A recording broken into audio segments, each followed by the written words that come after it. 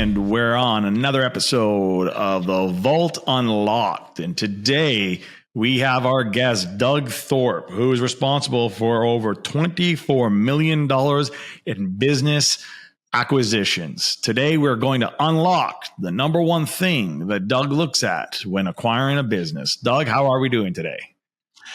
I'm doing great, Kay. Yeah, good to see you, man, and happy to be here. Yeah, happy to have you as well. Let's just first jump into for those who are listening, who's Doug Thorpe? What is Doug and what does he represent?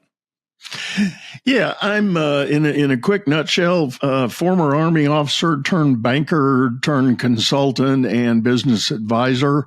And excuse me, I have, as you alluded to, over the last 3 years, I've helped. I've had a hand in 24 successful acquisitions, helping new entrepreneurs buy already cash flowing businesses and move in and take advantage of the great market that's out there for that very opportunity. This is awesome because I started seeing this maybe 4 years ago. There's been, I won't mention the name, but there's been this big celebrity person who's going around telling everybody about business acquisitions and the fact that it's a new business model. And you can buy business. I'm not sure if you do this model or not. I'm just asking, like, to buy, no money down, and all of a sudden you can have a business. I never really understood it. I didn't really go into it that much, but it sounds like, as an expert here who's acquired over, you said, I think, how many businesses you said again? 24? About 24 different acquisitions. I'm sure we've learned a lot. So I think, like, before we jump right into there, tell us a little bit how you found yourself here. Like, how did you get to this point? Yeah, I think a lot of it has to do with my former banking career. Being a banker for 25 years, I had a hand in a lot of things. And the bank I started with was a more of a commercial bank than what is known as a retail bank. And for those who don't understand that, retail is individual, checking accounts, savings accounts, car loans, boat loans, home loans, things like that. That's what we call retail. But commercial is business based. It's helping business owners with their financial needs. And in my banking days, I had a chance to work with companies of all sizes, everything from the private mom and pop all the way up to, publicly traded companies that were needing working capital and special project financing and that sort of thing. But I've always had a bent for the entrepreneurial side of things. I grew up the child of an entrepreneur, and it was in my DNA to be part of that entrepreneurial community. And I really admire and respect people that are doing that. And what we're talking about here is this phenomenon. There's a once in a generation move of the baby boomers who want to exit the businesses they've built, but they don't necessarily have second generation players who want to step up and take over.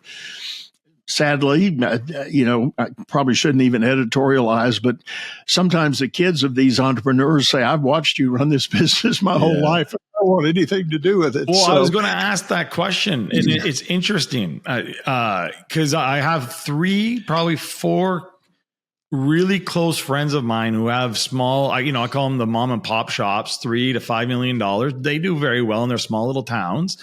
They have kids, and all the kids want nothing, absolutely nothing to do with it. And they're sitting there at the retirement level and wondering, well, what do I do with this? So it's interesting you said that. And I would understand, why do you think the kids want nothing to do with it? I mean, being able to walk right into a proven business to me is a gift.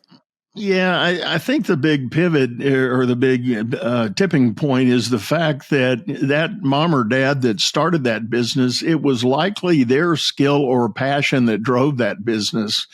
And whatever that skill or passion was, is not the kid's passion. It's not what they connect with. And so no judgment on either party, one way or the other. It's just a personal choice. It's like, I'll give you my very specific example. I said I grew up, in a house with an entrepreneur. It was my mom, and she was a single mom, and she had a great skill for interior design, and it was her passion. And a lot of that rubbed off on me, but I'll be the first guy to tell you, I don't have anywhere near the talent that she had in that space. I could not have taken over her business. Yeah. It just wouldn't have worked, certainly not at the same level that she had it operating. And, you get into those really niche-y businesses, and that's usually the challenge. But if you look at some of the more, I call them core businesses, like home services, for instance, plumbing, electrical, HVAC, roofing, siding, painting, all of those things, those are high demand businesses. And the companies that do them well usually have a community following, and you hire the talent to do that work. And there's a lot of opportunity for people who aren't really familiar with that business to step in. And the only real roadblock in some of those areas is that, depending on the city, county, or state you live in, there might be some licensing requirements you can't get past. But other than that, there's a lot of those kind of businesses that are being handed off by the owner founder who does want to retire and sail away or do whatever they're going to do. And to your point, a 3 to 5 million annual recurring revenue generally spins off a pretty healthy lifestyle for the owner. So definitely depending on the city they live in too. I mean, you're looking about, or I'm going to do my math on that. If it's a good business with profits, you're looking at $800 to $1 million a year. That's right. That's right. $800 million a year is, that's more than you'll ever get paid as an employee. Yeah. It's a pretty good living. So I want to dive in, because as you're speaking, my brain goes to, okay, there's two moving parts here, two major moving parts. Moving part number one is the business owner themselves. Where are they? How do we find them? How do you get to them? How do we know when they're ready? And then the second moving major part is, okay, who's the seller? So the buyer, who's coming in to actually buy these people? What types of people are these? I have so many answers and so many questions, but I want to deep dive into this, because I find this fascinating, because I know that this is a huge absolute opportunity in the marketplace right now. Most people don't even know that this opportunity really exists. There is this baby boomer. What would you call that? Community of baby boomers, small business owners that are in this specific kind of situation. Like they want to retire, they want out, they have no one to give it to. They themselves have no idea that there are sellers that are willing to come in and buy. And I'm sure there becomes a lot of I wouldn't call it red tape, but barriers now, because you're dealing with someone who's letting go of their baby, and they probably think their baby's worth more than what it is. They don't want to let go of their control. I can only assume, I've had my employees for 20 years. I can't just give this to anybody. I have to take, all of those things are coming up. So let's talk more on that side first. Is how do we deal with that? How do we find these baby boomers? What are the challenges that these baby boomers are having? How do you solve those challenges? Yeah. Well, first, let me say you're spot on. There's the seller side and the buyer side, and both situations have a lot of concerns and considerations to talk about, starting with the sellers. So the boomer founder that built this business up, you're exactly right. One of the first hurdles is just a very emotional one. It is like giving up a baby for adoption. It's like they've had their personal sweat equity in it, building it up to whatever it is. And usually, you are very correct. There's a statement about loyalty to the employees they've got. The sense of, this is my second family. These guys have been with me they've helped me through the tough times, and we've weathered these storms and we've built the business up. So there's a loyalty there, but there's also one that a lot of people don't talk about. It's the owner's sense of loyalty to his customers, the customers that have been faithful to him, to the repeat customers that have them on the speed dial when there's a need for some service or thing. And there's a very definite relational situation there. And I think about the guy I use for my home extermination needs. I mean, he's done my house for 25 years, and we've got a loyalty and a kind of a friendship. And I'm sure if he ever thought about selling, which he doesn't seem like he's ever going to do, but he's going to wrestle with that, and he's got a high affinity for that. So that's one of the hurdles there. The other thing on the seller side is just the positioning. Like you said, a lot of people, story I always go to is, the owner that's out there with his golf buddies, and they're out on a Saturday whacking the golf ball around. And he says to them, I think I'm going to sell my business. You guys got an idea what it's worth? And they'll do a little chit chat, maybe have a couple of beers in the 19th hole. And then they'll be sitting there going, oh, it's worth $10 million, man. That's what you ought to be asking for. Yeah. Well, no, it's not. Yeah. It's not worth 10. What's the golden rule that we know in business? What it's worth? What someone's willing to? Well, yeah, what someone's willing to pay for it. But there are more, I'll call them technical ways to get to a fair market value. And similar to selling houses, selling these businesses has a lot of similarities. You got certain, when you sell a house, you got certain amenities. You got 4 bedrooms, 3 baths, big patio, big modernized kitchen. Those are all high market value elements. Well, your businesses have that same sort of thing. There are pieces of the business that can be evaluated against the market to say, well, it's a high end property or it's not. And just like in real estate, you can put a house up for sale, but it's going to need a lot of work. So it becomes somebody's fix and flip, maybe, something like that. Yeah. And same is true in some of these businesses. They might be earning good money, positive cash flowing, but the original owner has never really optimized or maximized the value that could be there with a few upgrades, a few enhancements in strengthening the team or buying a new piece of equipment or something like that could enhance the value. So how does someone determine that? Because that I just think about the businesses that I know that are in these situations, and some of these businesses they just been riding it out. They haven't innovated. They haven't brought in new staff. Staff is getting old. They're almost near retirement. They're definitely not working hard anymore. They got this comfortable job. How do you determine, when someone's looking at these businesses? I got so many questions because first of all, where are these businesses? How does anyone, everyday people, find these types of? Is there a place they go? Is it just what I've been told? Pick up the phone and just start calling. You know what I mean? Like, what is the true reality is you and I probably drive by more of them in a one day's drive across town than we ever think about or imagine. Pretty much every sign that's on the road that you might pass by, or a garage, a shop, some facility, is somebody's business. And, if it's something that appeals to you, I have one client I worked with, the way he found his, he literally was out driving around one day and ran by this place, saw the sign and was intrigued. And he got home, he did his lookup online, found the owner, and then looked that person up, found a home address, drove over to the guy's house and walked up and knocked on the door and said, "Hi, Mr. So-and-so. I'm a private investor.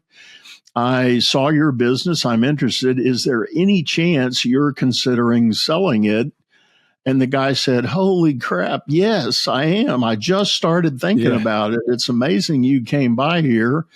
And the guy said, "Well, I know I'm unscheduled and unannounced, so maybe we can set a time." And the guy said, "No, if you got time, come on in right now. You want a beer? Let's sit down and talk." Yeah, for sure. Because they're tired. He's tired. I could if someone's doing that, they're done. You do 30, 40 years of building a business. You know, come on, you're done. And if you want to be the buyer and position yourself well, one of the first words a seller likes to hear is that idea, I'm a private investor. I don't have private equity money attached. I don't represent a firm. I'm me. I'm going to be the guy. And those seller owners love to hear that as a starting point. Because the first thing they're worried about, whatever, again, I go back to the golf buddies scenario, what they've heard from their golf buddies is, oh, don't let the private equity guys come in. They'll chop everything up. And they'll, and there's all these horror stories. And by the way, that's not fair. It does happen, but it doesn't happen all the time. Yeah. Again, I would say doing your due diligence as the seller, as well as who you selling to. If you care enough, if you care about your people, you're going to do that due diligence. But again, once it doesn't matter how much due diligence you can do. I mean, once again, as soon as you hand the keys over, it's not your business anymore. It's not your problem anymore. Right.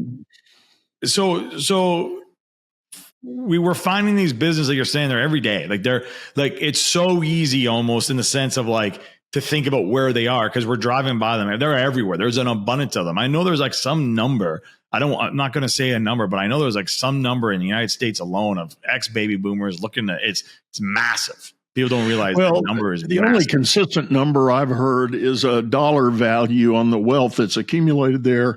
And some people are saying it's $7 trillion of wealth that's tied up in these businesses. $7 trillion tied up. So if you want, if you want to back that out, you can't divide that by the annual revenue, but you can divide by the intrinsic worth of the business. And most of these businesses will sell for 2.5 to upwards of 4x of what their cash flow is. So you can do some numbers to get to that, kind of number of opopportunities. So when we're looking at these businesses, what are some, red flags, green flags, things that are I call them levers that you can look at and go, all right, if I pulled a little bit of those, I can add an extra $1 million to the bottom line. Because I'm going to assume, which you never do, if you're buying this business, you're not buying it for status quo. You're buying it because you can see potential in making more money out of it. Absolutely. And that's probably step one in the due diligence, is to determine if there is an upside that's untapped and not yet taken advantage of. And I have in my own due diligence process that I provide to my clients. There is a checklist, and there's categories of due diligence. You want to look at the people, you want to look at systems and process, you want to look at equipment they've got. You do want to look at the current client list. You want to differentiate between one-time revenue and recurring revenue. Yeah.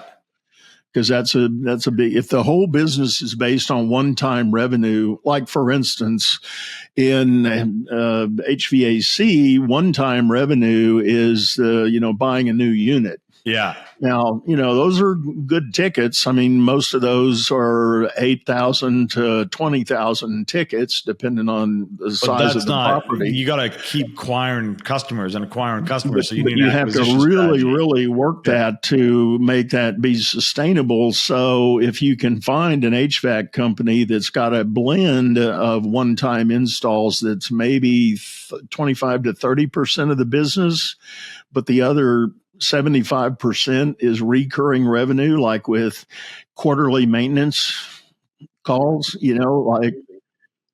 I've actually seen companies that have member programs they've done. Homeowners can pay for a membership, and your HVAC guy is going to show up once every quarter and run the system through a full checkup and do some preventative maintenance on it to keep it from breaking down when you really need it, and that sort of thing. And if you can build a subscriber base in those membership plans, now you've got recurring revenue that you can rely on. Now, with the people that are buying these businesses that you've seen, just in your own experience, I'm not even caring about what the market's doing, but the type of people you deal with, Are these people that are buying these businesses coming in and saying, okay, we're going to put a manager in place and they're going to run it, from the side of their desk? Or are these guys going and realizing that they're going to probably have to be there 24/7 again, all over again to get this thing going? Because I think that's the biggest misconception is you don't just get to buy business and not show up. Right. Now, what I tend to do with my clients, when people approach me and want to be buyers of these businesses, I prep them to say, number one, you need to decide in your mind, are you really going into this with the investor mindset or the operator mindset? And either one of them is okay, but it's important to probably try to lock in on that. And if you tell me you want to be the investor mind going in, I will tell you, you're still going to need to be boots on the ground, probably the first 18 months minimum. Yeah, minimum. Yeah. Minimum. You will be the operator those first 18 months. Now, you might be in parallel trying to identify a general manager that you want to bring in and have alongside for the long haul, but even that is a long play if the business doesn't already have one properly set up. Yeah. And that's part of the due diligence. And truthfully, in my method, when we analyze these businesses, if you can determine that the business does already have a full-time general manager in addition to the owner founder operating, then that's actually worth a premium. It boosts the value of the business. Yeah. But my question is this, that operator that's working that business, why wouldn't they be the ones buying the business? Why would they not be the ones that inherited if they've been there? I'm thinking, well, that's a great question. And a lot of times those guys will tell you, I don't want the headache. Yeah. They're just happy. They don't like what I'm doing. Yeah. I'll stick with you forever. But I want to be able to clock out and go home for real, at the end of the day. They don't even want that. They want to in and out.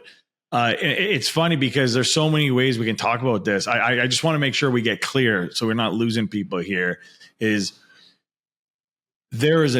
just going to say it again. There's an abundant amount of opportunity today, right now, for the right. I'm going to say the right person. I'm going to do a little talking here because I know one or two things about business.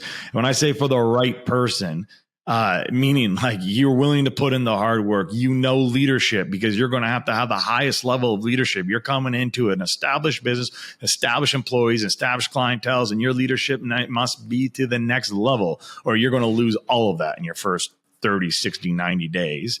But for that right person who understands that, there's an abundance of opportunity of these small businesses that are doing $3, $5, $8, even $10 million all over, where you can actually step in and actually start taking over. Now, the great thing about this, most of these business, I'm going to use the word stale. I'm not saying they are stale, but they've gone stale in the sense of they haven't really pushed marketing. They really haven't pushed innovation. They haven't looked at what are new avenues of revenue that I can bring in. They've been happy with status quo. And a lot of these businesses that are doing 8, 10, 3, 4 are sitting on untapped potential to bring a $3 million business to a $10 million business, bring a $10 million business to maybe a $20 or $15 million business. And their owners, I want to make sure we're clear, are willing to sell because they have no one to sell to. Right. So then it just comes down to due diligence, making sure both sides are happy and making sure that you're not buying a lemon. But there's people like you that can help you with that. Correct. That's exactly right. So when it comes to the one, because I'm always like, what's the one, the key, the deciding factor? If we're looking at a business, let's just call it a 3 to 4 million, because I think that's probably the average size from what I'm gathering. And we're looking at a $3 to $4 million business. What is the number one? I know there's multiple, but what that key one that determines we're moving forward, we're not moving forward? The number one thing I would say on the buyer's side is the willingness to go into this with a respect and a genuine respect for the legacy the seller has built. And that needs to be communicated. And that's bigger and deeper than doing a great spreadsheet on the numbers, doing all your financial analysis. There's a lot more to it than having those numbers in hand. It's about being able to sit down with that seller and give them a chance to express all of their concerns about giving it up. What's going to happen if this, if that, yada, yada. That buyer needs to steer that conversation. Don't just leave it to chance, but the more proactively the buyer can give the seller that chance to express their concerns and to have a good answer and again, it needs to be genuine and real, not fake, for how they will respond to that concern, the much greater is the probability of success on getting the deal to the closing table. Okay. So yeah, I hear that. As you were saying that, something came out to me, and I was thinking, could this be true? I want to say it might be true, but I could be wrong. I think it would be true in Canada, where I'm from, maybe not in the United States. The seller would rather sell their business as someone who is going to stay in integrity as the best they can with what the business they built. And again, making sure their people are good, making sure that they're not changing it, totally turning it upside down, and would actually take less on the sell than getting more, but selling to corporate who they know that's going to come in and rip it apart and whatnot. I'm not sure what that answer is. I'm asking you. Well, in general principles, yes, I think that's true. But part of, I think, of the journey is being able to establish what feels like a fair purchase offer for the business as it stands. Yeah. And again, part of the tools and checklists that I give buyers to work with, it does have a good methodology for actually being able to craft that story back to the seller and say, well, you might want $5 million for this business. I can't pay you that because, and you kind of list it out. And if the seller sees and understands that, well, I've had situations where we have a similar discussion like that, and the buyer says, "You're asking $4 million for your business. I just cannot rationalize that price. I can rationalize 3, and here's my reasons." Yeah. And I see these as opportunities to be adjusted, fixed, and I'm willing to take on that challenge. And it might then be worth 4. So how about this? I'll agree, in long term to pay you that money, but the million difference we're talking about, we're going to make that a seller note. You're going to have to carry that note. And it may or may not get paid if I don't have the success getting those things done. We were going to get there. I was going to ask all the different types of deal structures because I think there's multiple. Before I did, I wanted to ask one thing: timelines, in sense of, how long do you see these, on average to acquire a $3-4 million, say, a business, from the moment of having that first conversation, let's call it the first real conversation, till it's actually structured deal, lawyers, all of that. How long, average timeline to get these? Realistically, it's 6 to 12 months. That's what I was going to say. Yeah. I mean, being very realistic, 6 is really pushing it, especially if you are going to try to need to go out and get some bank financing, which, by the way, is a really lucrative opportunity with the programs that the SBA has to offer here in the U.S. But it adds some time to the process to get the bank involved. But, you opened up by alluding to some of these programs that are kicking around out there. And I always cringe when I hear some of them, they'll say, no money down in 30 days, you can have this business. And I'm like, no way. There is zero. It's unfortunate. I just know how bullshit it is. It's so unfortunate. It's just not true. Maybe they did it once by luck, and it was, I'm sure it wasn't. But so here we are. I want to just make sure we're on the truly. If someone's listening, I want to make sure we're all on the same page and we can understand what's happening here, right? We got the sellers. We got a huge opportunity of abundance of people needing to sell their businesses. We know it's going to take 6 to 12 months to actually make it happen. You can use your own money. There's a huge, I'm sure, opportunity in the United States with the banks and all the different loans that you can do to use other people's money, OPM. But then we get into these deal structures. There's multiple deal structures, but I can buy it cash. I can loan against it. I don't know what the correct term is, but I know 2 people are in these deal structures right now where you actually basically, like, I don't have all the cash up front to pay you, Mr. Business Owner.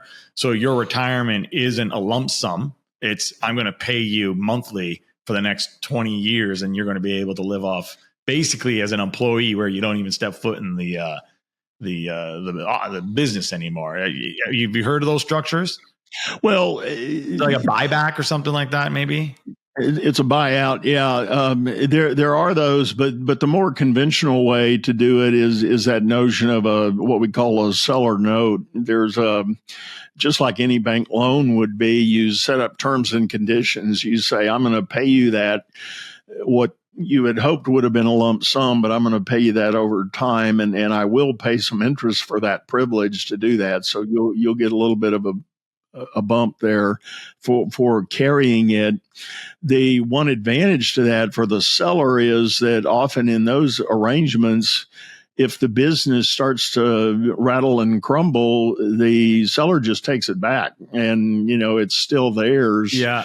So now you might have a partially wrecked, business at that point. But depending on what you work out in terms and conditions, you can monitor that in a healthy way and have the triggers for that be invoked sooner rather than later. So, what would you say the characteristic traits are of now this is for the buyers who actually buy these businesses and run them to success? What are the characteristic traits between those and the ones who like the idea of buying the business, but don't understand what they're actually getting into, and thus the business starts to fail? You've hit on one of my pet peeves, my hot topic. I have had people come to me who have been in corporate. They built a nest egg. They've done some savings for investment purposes, and they've decided, hey, I'm sitting on $500,000 I can put in play. Let's go buy one of these businesses. And, if it's cash flowing 500 to $1 million a year, I get my money back in the first year, so, I'm good with that. Let's go do it. Well, not so fast. My question to them is, all right, let's talk about your risk tolerance. How do you perceive life's risks? What are some of the ones you've thought about and dealt with in time? And I have had people that were very accomplished corporate leaders who, when they realize they're going to be standing on an island by themselves, there is no safety net. Yeah. You're flying on the big trapeze with no net. And how do you feel about that? Is that going to drive you crazy and make you stay up all night? If so, this is not your game. Yeah. And that's really the number one differentiator, I think, for most people who raise their hand and say, I think I want to do this. Is the one, would it be is that the resilience, the hard work, the full understanding of what they're actually getting into, not thinking it's an investment play, it's more of work play, like the entrepreneur mindset? I go, well, what does that really actually mean, right? But yeah, well, to me, it's a couple of things. Number one, it starts with risk tolerance, because you're taking all the risk when you're the owner. The risk that you're not going to make payroll because your last big check didn't land, and you got to pay your team on Friday. How are you going to do that? Do you have a cash reserve plan in there somewhere? It's those kind of things. But then you also need to, the way I like to differentiate, I'll have a discussion with people in the early stages, I'll say, so tell me this. Hey, Kay, do you really want to buy a business or do you need to buy a business? And sometimes people look at me and they go, that's the same thing. And I go, no, it's not. It's really not. And, want to buy a business is, it sounds good. You've been reading the internet. You maybe even paid for some of the schools and you think you're big and bad enough to go out and do that. So you want to do it. But the game changes when you say you need to do it. And one of the best examples, when I did have a guy show up one day and he was introducing himself and we were talking and I asked him that question. He says, oh, I need to buy the business. I said, why? He said, I've already quit my day job. Yeah. I'm all in. He's all in. I'm all in. I've got to do this. And I don't want to burn my nest egg for long. I have enough runway to make this happen correctly, but I got to get it done. I need to be on it. And it is my full-time job to go through the buying process right now. It's so funny because as soon as so many people make it sound so easy, it's the concept's easy, but the hard work, the day-to-day, the risk is not. And I think that's the nuance. Because I was going to mention when you said, hey, they and I totally get it, corporate C-suite guy who's been making, $500,000, 600,000 for the last 10 years, wants to retire, done playing for the man. Well, I want to go buy a business. Oh, this thing does $1 million a year. No problem. I'll just take $500,000, pay a general manager, and I'll just get my other half on the first year. And then every other year after that, I'm just profitable. And it's like, yeah, if only it was that easy. Right. Like, how many people do you think come in thinking like that? Because I know for me, if I were to ever buy one of these businesses, it would be on that. I'm not going in that. I'm not going into retail 9 to 5. Hell no, I'm not doing that. So I would need to make sure I have my operator that I know, like, and trust that's willing to do that, and then there is profits, and that there is a spread there that I can weather the storm and whatnot. Or what are you doing? I honestly think you're just trading your job for another job. Right. Yeah. You have to go in with that plan, that master plan of what you're doing. If you're going to buy this thing and just maintain a status quo of whatever the seller has established, you are just trading job for job. And I always advise people when they're doing their due diligence to look for those golden opportunities that might be there. And you alluded to it. A lot of times these original owner founders, they're just tired. They don't want to do anything new. Go wireless with my dispatch. No, I don't want to do that. I don't know what that is. I don't want to learn anything new. I'm tired, and that's okay. But again, that's kind of a golden nugget opportunity.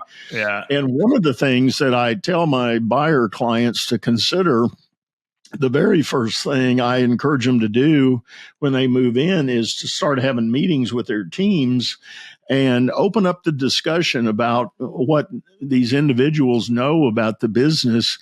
And you might find some amazing ideas right in the early days. The first week, you may get a whole slate of great ideas that could go straight to the bottom line in no time.